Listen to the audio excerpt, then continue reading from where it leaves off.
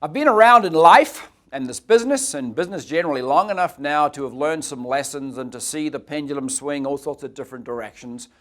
And frankly, one of the lessons I've learned is not to get too worked up in the positive or in the negative based on whatever's happening right now. For this too shall pass at some stage.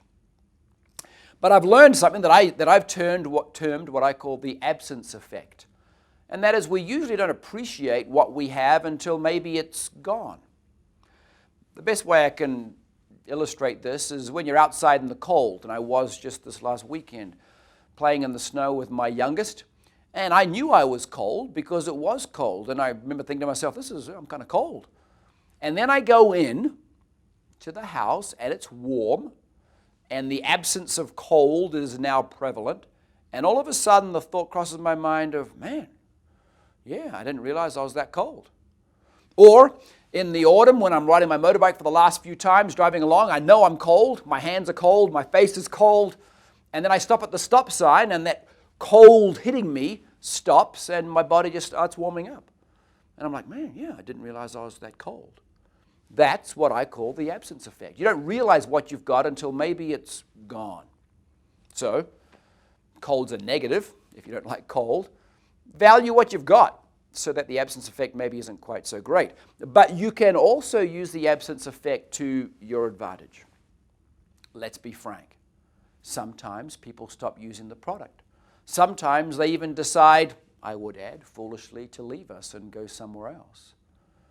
If you allow that transition, after all you've done to try and remedy it and save it and educate them as to maybe the potential error they're making without sounding too desperate, if you're able to part gracefully or have that transition occur gracefully to increase the likelihood of them ever coming back, then allow the absence effect to take place.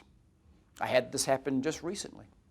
Someone was a long-term balance user and then began to believe, as we all do, their own press releases of, I've got this now, my cholesterol's under control and my borderline diabetes is now nicely controlled, I think I'll be okay. And I knew the absence effect would take place, and so what I call prophesied, here's what's going to happen. Let's call him Bruce, because he was called Bruce. I said, Bruce, here's what's going to happen. You've forgotten the effect. You've gotten very normalized now in the great value this product's bringing, and you're looking at trying to save a few shekels here and there.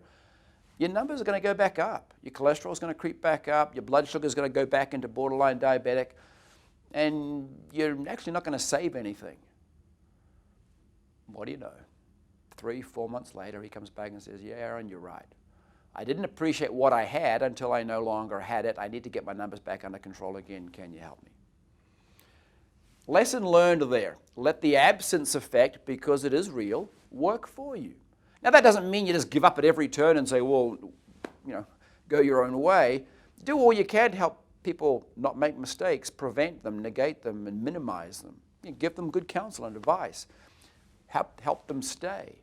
But if they choose to stop or to leave, then do all you can to allow them to do that gracefully so that it enhances the likelihood of them ever coming back and certainly makes it easier from an ego perspective to say, yeah, I probably should come back and retake that product.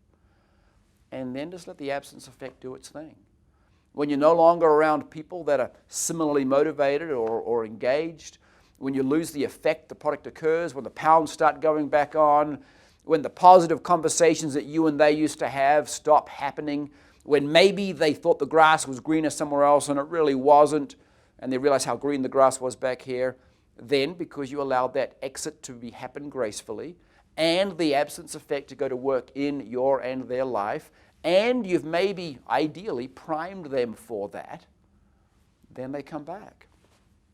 I actually sign up quite a few people now, or I should say re-sign up quite a few people, certainly at the customer level, people coming back, realizing what they had that they'd lost the passion for or lost the causality of.